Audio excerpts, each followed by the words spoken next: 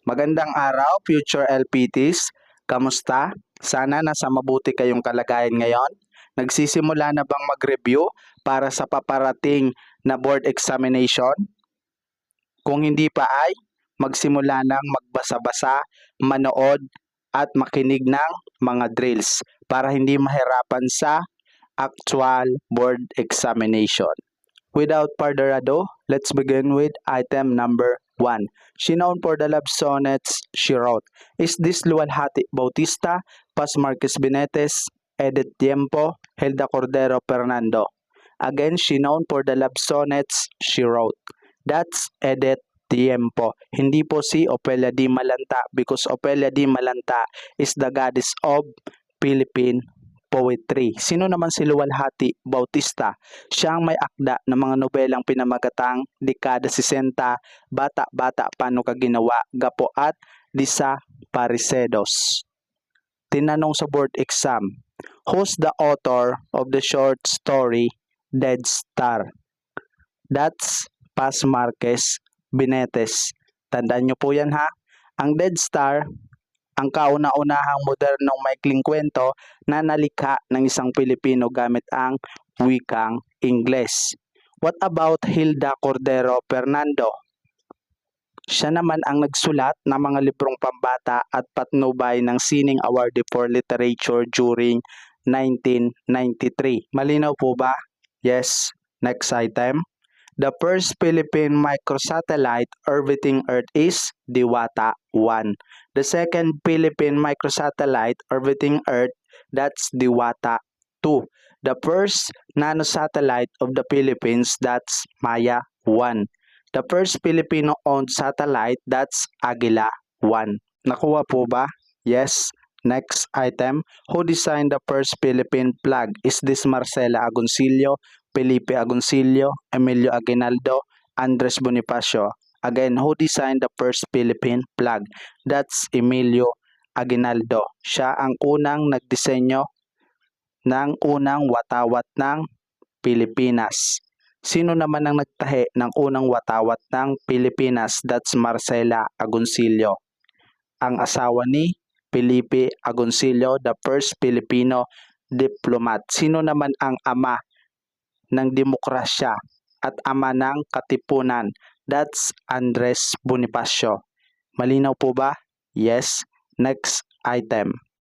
Who is the savior of Nolemi Tangere? Is this Ferdinand Blumentritt, Valentin Ventura, Maximo Viola, Rufino Colliantes? Again, who is the savior of Nolemi Tangere? That's Maximo Viola. Siya po ang savior of Nolemi Tangere. Dahil noong nakaranas si Jose Rizal ng kakulangan sa pananalapi, pinunduhan niya ang paglalathala ng unang 2,000 kopyang nobela. Sino naman ang savior ng El Filibusterismo? That's Valentin Ventura. Sino naman ang best friend ni Jose Rizal? That's Ferdinand Blumentritt. Sino naman ang nagbinyag kay Jose Rizal? That's Rufino Colliantes.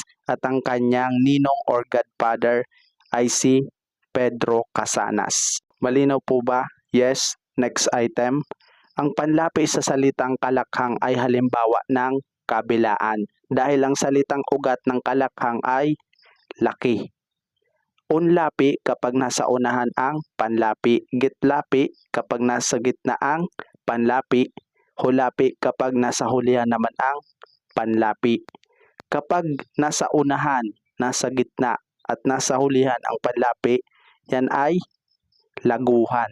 Nakuha po ba? Yes, next item. Subalit ay pangatnig na ginagamit sa pagtatanong, lubos na pagsang-ayon, paglilinaw, hindi pagsang-ayon. Kailan ba ginagamit ang pangatnig na subalit? Ginagamit ang pangatnig na subalit sa pagsalungat o hindi pagsang-ayon. Malinaw po ba? Yes, next item. The best reliable source of knowledge is empirical study. Next item. The population increases geometrically but food supply does not increase as much is the economic theory known as Malthusian. Malthusian theory says The population continuously increase but food supply does not increase. When we say socialism, it's a way to organize a society. Willingness to buy, that's demand. Willingness to produce, that's supply. Nakuha po ba? Yes. Next item. What ecological relationship exists between the flowers and bees? Is this commensalism, mutualism, predation, parasitism? Again, what ecological relationship exists between the flowers and bees? That's mutualism.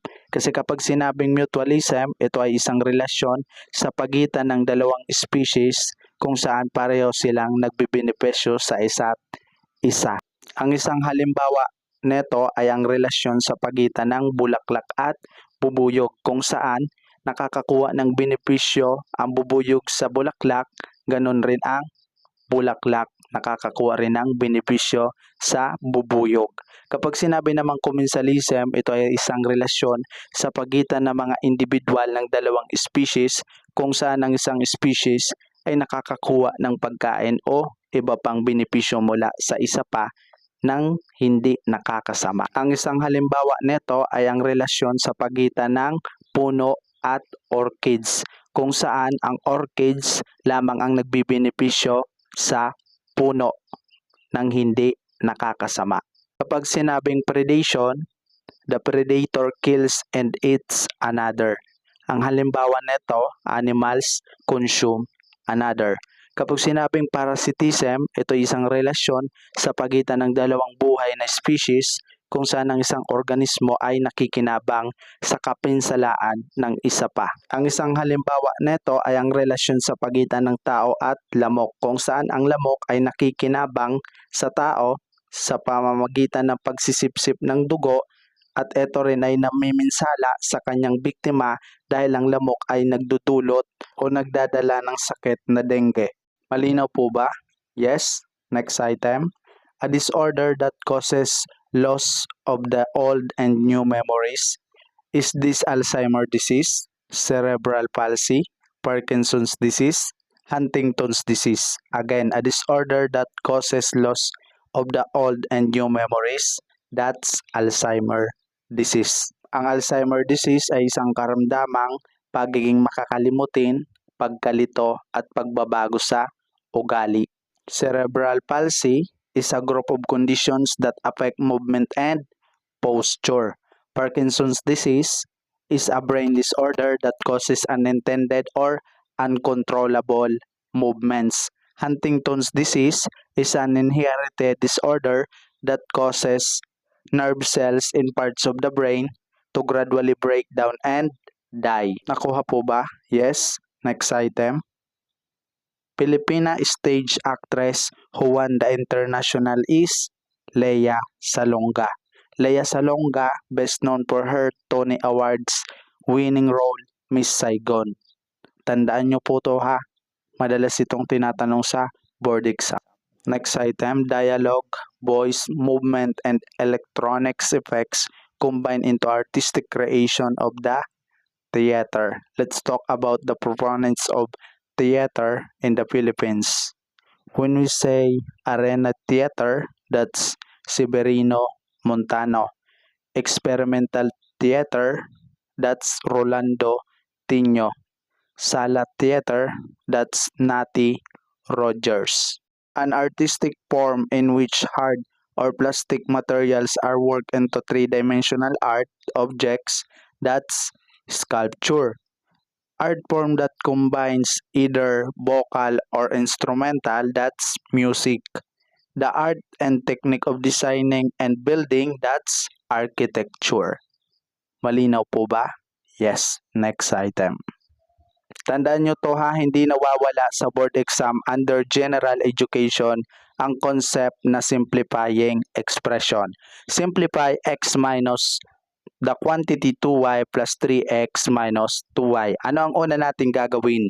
Uunahin natin ang nasa loob ng quantity.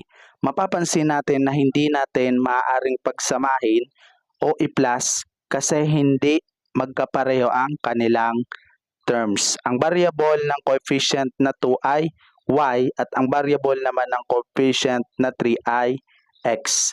Since hindi natin sila pwedeng pagsamahin, ang sunod natin gagawin ay we have to distribute negative sa mga terms na nasa loob ng parenthesis or quantity.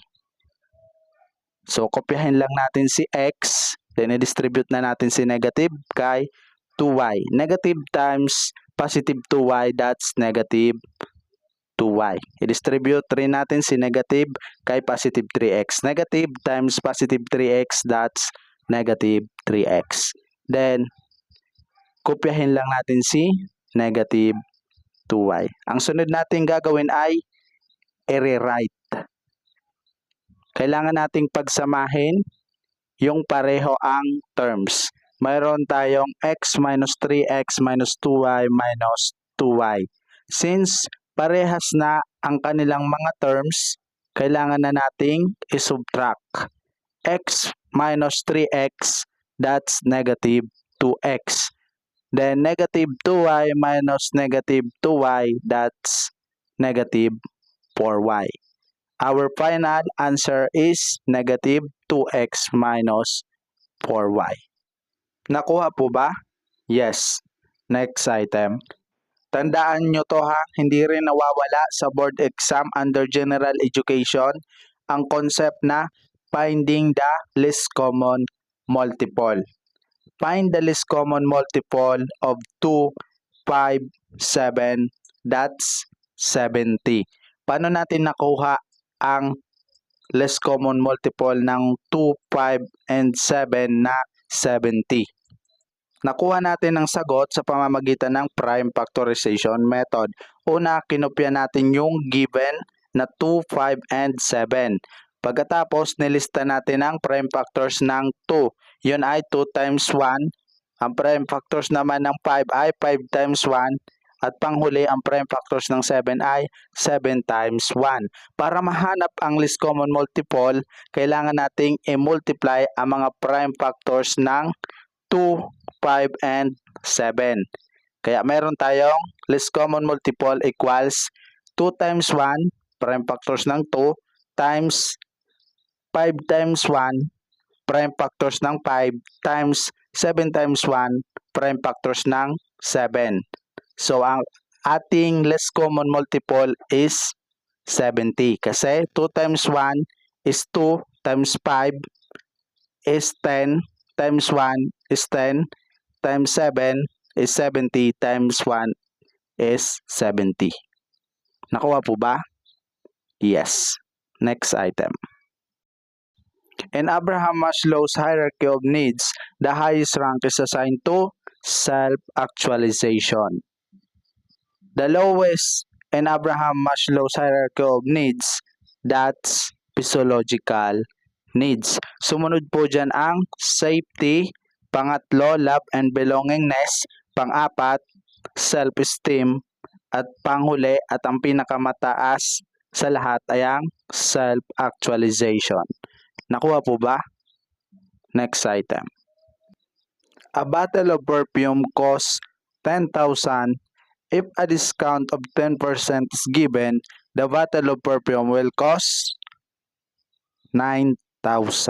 Paano natin nakuha ang 9,000? Here is our solution for item number 16. Cost equals original price minus the quantity original price times discount.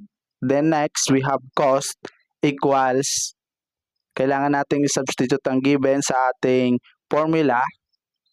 Meron tayong 10,000 kasi ang original price ng perfume ay 10,000 minus the quantity 10,000 times 10% discount. Then next, we have cost equals 10,000 minus 1,000. Saan galing ang 1,000?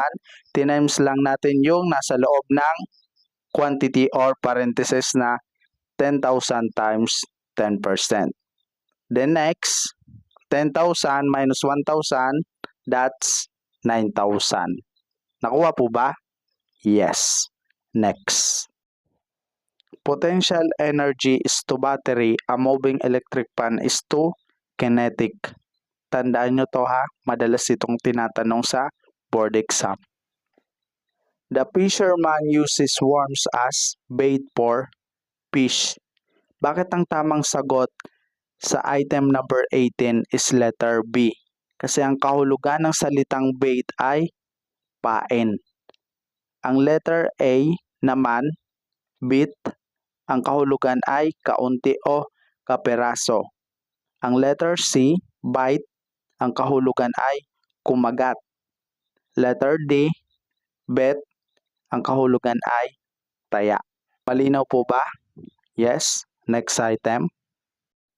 Which refers to the love for one's country that is shown through personal identification and concern for the well-being of one's country. This is shown through the willingness to sacrifice for the overall good and progression of one's country. Is this nationalism, patriotism, communism, capitalism? That's patriotism kapag sinabing love of country. What about nationalism? It is believed that your own country is better than all others. What about no private property? Wealth and property are owned by the government. That's communism. Pag sinabi namang free enterprise, that's capitalism. Naunawaan po ba? Yes, next item. Ang disgrapo ay kombinasyon ng dalawang letrang pinagsama para katawanin ng isang tunog. Alin nga ba sa mga sumusunod ang halimbawa ng disgrapo? Is this shampoo, bahay, plano, trabaho? That's shampoo. Kasi ang bahay ay halimbawa ng diptongo at ang plano at trabaho ay halimbawa naman ng cluster. Naunawaan po ba? Yes. Next item. An orchid attached in a coconut tree is example of commensalism. Napaliwanag na natin po yan kanina kung bakit yan ay commensalism. Next item. The agency tasked to nurture Philippine arts, that's NCCA, the National Commission for Culture and Arts. What about the agency tasked to nurture sports? That's Philippine Sports Commission. Who did Rizal give his last poem? Is this Segunda Katigbak, Leonora Rivera, Josephine Bracken, Doña Victorina? Again, who did Rizal give his last poem? Rizal gave his last poem to Josephine Bracken, ang tanging babae na kanyang pinakasalan. Ano nga ba ang last poem na Rizal? Yun ay ang Me Ultimo Adios. Sino naman si Segunda Katigbak? Segunda Katigbak is Rizal's first love. Leonora Rivera is Rizal's greatest love. Si Doña Victorina naman ay ang nagre-representa ng pagiging colonial mentality. Kasi ayaw niya maging isang Pilipino. Mas gusto niya maging isang Espanyol. All of the following contribute to greenhouse effect except is this deforestation, bonfire, hydroponics, car exhaust. Again, all of the following contribute to greenhouse effect except. Alin nga ba sa mga sumusunod ang hindi nakaka-contribute sa greenhouse effect? Isa-isahin natin. Ang deforestation ba ay nakaka-contribute sa greenhouse effect? Yes. Ang malawakang pagpuputol ng kahoy sa kagubatan ay nagko-contribute sa greenhouse effect. Ganon rin ang bonfire at ang car exhaust. Ang sagot sa item number 24 ay hydroponics. Ito lamang ang hindi nakaka-contribute sa greenhouse effect sa mga nabanggit. Kasi kapag sinabing hydroponics, ito ay pamamaraan ng pagpapatubo ng halaman gamit ang water-based nutrient solution kaysa sa lupa. The Philippine Jeep, the Tinalak Woven Cloth, the Higantes of Angono, the Holy Week of Sinaculo are examples of folk arts. Tandaan nyo po ito ha, madalas itong tinatanong sa board exam. Who is the famous sculptor of landmark structures in the Philippines? Is this Castrillo, Manansala, Luna, Amorsolo. Again, who is the famous sculptor of landmark structures in the Philippines? That's Castrillo. Sino naman ang Filipino cubist painter and illustrator? That's Vicente Manansala. One of the greatest painters in the Philippine history at kilalang kilala sa kanyang espolaryum, that's Juan Luna. Filipino portraitist and painter of rural Philippine landscapes, that's Fernando Amorsolo. Malinaw po ba? Yes. Next item. Animals, plants, fungi, bacteria, protists are examples of biotic factors. Water, soil, sunlight, temperature, and minerals are examples of abiotic factors. Because when we say abiotic factors are non-living component, while biotic factors are living things within ecosystem. Kapag sinabi namang renewable energy, a renewable energy can replenish itself at the rate it is used. Ang halimbawa po nito ay ang solar, wind, bioenergy, and hydroelectric. While a non-renewable energy has a limited supply. Ang halimbawa naman nito ay ang coal, natural gas, oil, and nuclear energy. Wind, solar, biomass, hydropower, geothermal are examples of renewable energy source. Next item. To lab, to vote for a candidate, and decision to select a degree course are examples of human act. Because when we say human act are proper to human beings, ito ang mga ginagawa natin na conscious tayo. While act of man are acts shared common by man and other animals. Ito yung mga acts na kusa nating ginagawa o hindi natin mapipigilan. Katulad ng pagpikit, paghinga at iba pa. When we say formal operation, intentionally and consciously engage in an act that actively and directly contribute to an immoral act. While material cooperation, evil occurs when a person's action unintentionally help another person do something wrong. Who wrote the first Filipino modern English language short story, Dead Star? That's Paz Marquez Benitez. What about who wrote the novels Dekada 60, Bata-Bata, Paano Ka Ginawa, Gapo at Desaparecidos? That's Luwalhati Bautista. Who is the goddess of Philippine poetry? That's Ofelia D. Malanta. She known for her love sonnets. She wrote, that's Edith Tiempo. Malinaw po ba? Yes. Next item.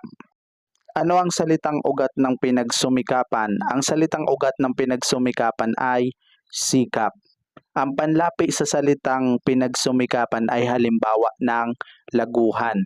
Dahil mayroon itong panlapi sa unahan na pinag, mayroon ring panlapi sa gitna na at mayroon ring panlapi sa hulihan na an. Ang letter B naman ay halimbawa ng unlapi kasi nasa unahan ang panlapi na nag. Ang letter C naman ay isang halimbawa ng gitlapi kasi nasa gitna ang panlapi na Ang letter D naman ay isang halimbawa ng hulapi kasi nasa hulihan ang panlapi na an. Nakuha po ba? Yes. Next item. What is the prime factor of 56? Kahit hindi tayo mag-compute, agad nating mahanap ang tamang sagot by looking at the given choices. Ano ang inyong mapapansin sa letter A, letter C, and letter D? Kung mapapansin nyo, ang 4 at ang 28 ay hindi prime numbers. Kaya automatically, hindi ito ang tamang sagot. Tanging letter B lamang ang lahat ng numbers ay prime numbers. Ang 7 ay prime at ang 2 naman ay prime. At kapag minultiply natin ito ay equivalent to 56. Naunawaan po ba? Yes. Next. Who is the main author of the Sucesos de las Islas Filipinas? Is this Antonio de Morga, Roy Lopez de Villalobos, Sebastian Elcano, Miguel Lopez de Legazpi? Again, who is the main author of the Sucesos de las Islas Filipinas? That's Antonio de Morga. Sino naman si Roy Lopez de Villalobos?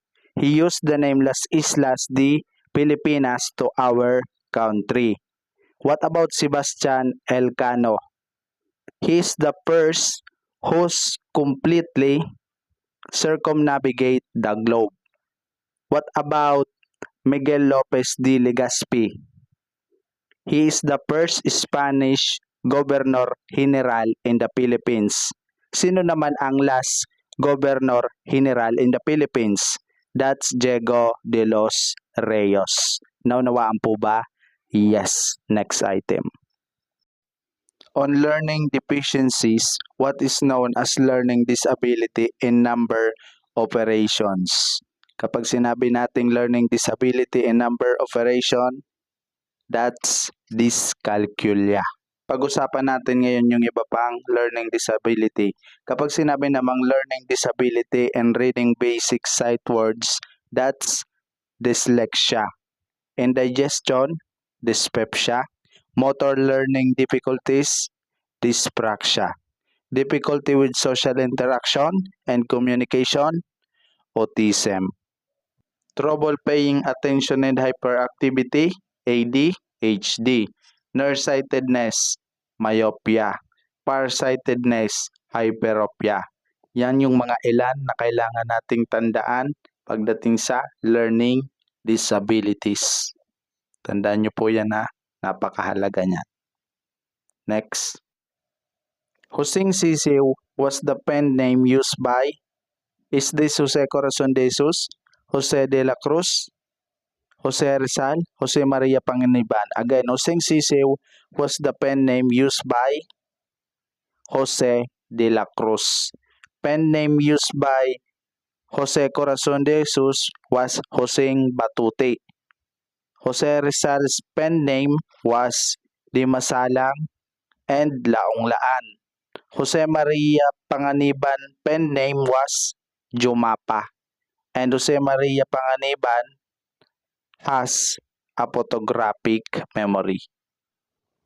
What is the correct sequence of water cycle? The correct answer for this item number 36 is letter A, because the correct sequence of water cycle was evaporation, condensation, precipitation, infiltration, runoff, and substance flow. Pakitandaan po yan ha. Tukuyin ang pang-abay sa pangungusap. Matuling tumakbo si Kismet subalit siya ay nadapa. Ang pang-abay sa pangungusap ay ang matuling. Ang tumakbo naman ay halimbawa ng pandiwa. Ang Kismet ay halimbawa ng pangalan at ang subalit ay halimbawa ng pangatnig. Naunawaan po ba? Yes. Next item. On learning deficiencies, what is known as learning disability in reading and spelling? That's dyslexia. When we say dyscalculia, learning disability in number operations. Dyspepsia, indigestion. What about dysgraphia? Learning disorder in written expression. Malinaw po ba? Yes. Next item. On learning deficiencies, what is known as learning difficulties, sustaining attention, hyperactivity, and impulsive behavior. That's ADHD. Next item. All of the following are World Heritage Sites in the Philippines except, is this Tubataha Reefs Natural Park, Mayon Volcano Natural Park, Yellowstone National Park, Rice Terraces. Again, all of the following are World Heritage Sites in the Philippines except. Alin nga ba sa mga nabanggit ang hindi World Heritage Sites in the Philippines. Isa-isahin natin. Ang Tubataha Reefs Natural Park ba ay matatagpuan sa Pilipinas? Yes. Ito ay matatagpuan sa dagat ng Sulu. Ang Mayon Volcano Natural Park ba ay matatagpuan rin sa Pilipinas? Yes. Ito ay matatagpuan sa Legazpi, Albay. At ang Banawe Rice Terraces rin ay matatagpuan rin sa Pilipinas, sa bundok ng Ifugao. At ang Yellowstone National Park naman ay matatagpuan sa United States of America, sa Wyoming, Montana, and Idaho. Kaya ang tamang sagot ay ang letter C, Yellowstone Natural Park. Who was the first Filipino Nobel Prize winner? Is this Loren Legarda, Jessica Soho, Maria Ressa, Carlos Yulo? Again, who was the first Filipino Nobel Prize winner? That's Maria Ressa. She fight for freedom of speech. Hindi po si Jessica Soho. Dahil si Jessica Soho ay isang mamamahayag.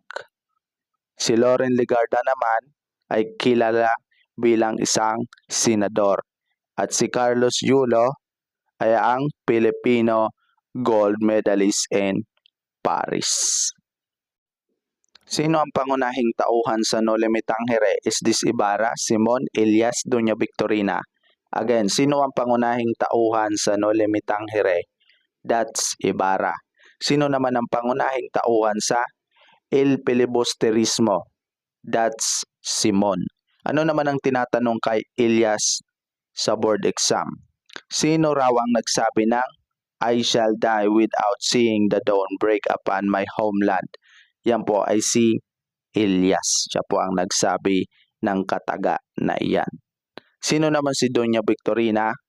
Siya naman ang nagre-represent ng pagiging colonial mentality. Kasi mas gusto niya pa maging isang Espanyol kaysa sa pagiging Pilipino. A living organism thrives best in its habitat. Next item.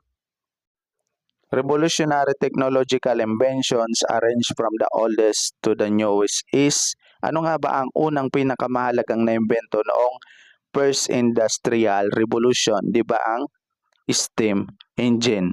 Alin sa mga pagpipilian ang mayroong steam engine sa unahan? Di ba? Tanging letter A lamang. Pero kailangan rin natin itong i-double check. Sumunod ba dito ay ang electricity na naimbento? Yes. Sumunod ba rito ay ang computer? Yes. Sumunod ba rito ang artificial intelligence? Yes. Kaya ang tamang sagot sa item number 44 ay ang letter A. What is the name of the first sovereign wealth fund introduced to the Philippine economy? Is this Maharlika Investment Fund, Philippine National Bank, International Monetary Funds, World Bank? Again, what is the name of the first sovereign wealth fund introduced to the Philippine economy? That's Maharlika Investment Funds. When we say Philippine National Bank, it is country's first universal bank. While International Monetary Funds, it is operating system of the financial environment which consists of financial institutions, multinational corporations, and investors. And then, World Bank, it is an international development organization. Naunawaan po ba? Yes. Next item. What was the most important inventions of the first industrial revolution? Yan po ay ang steam engine, hindi po ang calculator, computer, at artificial intelligence. Malinaw po ba? Yes. Next item. Tandaan nyo to ha, madalas itong itinatanong sa board exam. Under general education pa rin ang concept na finding the volume of a cube.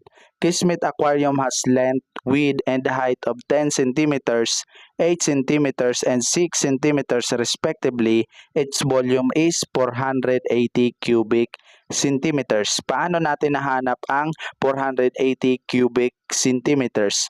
Una, dapat alam natin ang formula in finding the volume of a cube. Our formula in finding the volume of a cube is volume of a cube equals length times width times height. Ang ating given ay ang length ng aquarium is 10 centimeters at ang width ay 8 centimeters at ang height nito ay 6 centimeters. Then, we need to substitute the given into our formula. So, we have volume of a cube equals 10 times 8 times 6. Then, ang ating final answer ay volume of a cube equals 480 cubic centimeters. Naunawaan po ba? Yes. Next item. Who said I shall die without seeing the dawn breaks to my homeland? Is this Ibarra, Simon, Elias, Aquino? Again, who said I shall die without seeing the dawn breaks to my homeland? That's Elias. Sino naman ang pangunahing tauhan ng nulimitang hire? That's Ibarra. Sino naman ang pangunahing tauhan ng El Filibusterismo? That's Simon. Sino naman ang nagsabi ng the Filipino is worth dying for? That's Aquino. If Miss Kismet invested 500,000 pesos at 5.5% annually, after 2 years, her investment will earn interest of 55,000 pesos. Paano nakuha ang 55,000 pesos? Una, dapat alam natin kung paano kuhain ang interest. Or dapat alam natin ang formula in finding simple interest. At ang ating formula in finding simple interest is I equals P times R times T. I is the interest, P is the principal, R is the rate, and T is the time. At ang ating given ay 500,000 pesos invested, ito ang ating principal, while 5.5% annually, ito naman ang rate, at ang 2 years ay ang time naman. Kaya meron tayong I equals 500,000 times 5.5% times 2 by substituting the given into our formula. Kaya ang ating interest ay equivalent to 55,000 pesos. Naunawaan po ba? Yes. Last item. Hindi ko inaasahan ang iyong pagdating, wala akong naihandang salo-salo, inumin o pasalubong, kailan ang sunod mo na pagdalaw. Ang bantas na kasunod ng salitang pagdalaw ay pananong. At dyan nagtatapos ang unang kabanata ng Let Review sa General Education. Stay tuned lamang po, future LPTs, para sa mga susunod pa na nilalaman na aking ibabahagi.